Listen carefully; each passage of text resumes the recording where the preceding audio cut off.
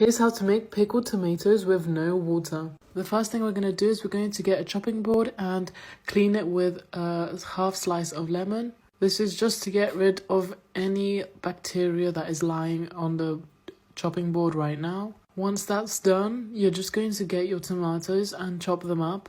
We're using a variety of red and green tomatoes. We're chopping them up quite finely like this. This might take a while depending on the amount of tomatoes you have, and here is our green one. You can find green tomatoes in other different types of supermarkets, and they're amazing when they're pickled.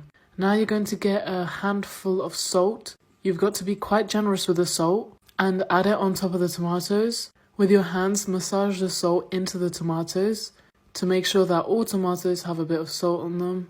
Give that a stir using a big spoon and make sure you have a large glass container ready. This could be a container where you used to have some pickled vegetables but now you run out. So we're just going to use this big spoon and scoop in our tomatoes inside. Then this is where our tomatoes are going to become pickled. But before we do that, we also have washed 3 peppers, as you can see on the side.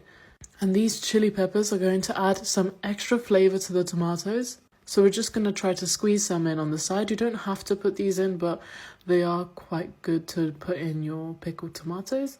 Then you're going to leave this for a week after giving it a good shake so that the salt gets everywhere. And then after a week, we're going to show you how our pickled tomatoes turned out and if the chili pepper actually made any difference. But we are sure it's going to make a difference. Make sure you seal it very tightly since it's going to be away for a week. Then this is when we're shaking up our pickled vegetables. You don't need to add any water whatsoever because the tomatoes already have a lot of juice on their own. And this juice from the tomatoes is going to act like water. Hope you guys enjoyed this tutorial on how to make pickled tomatoes without using any extra water.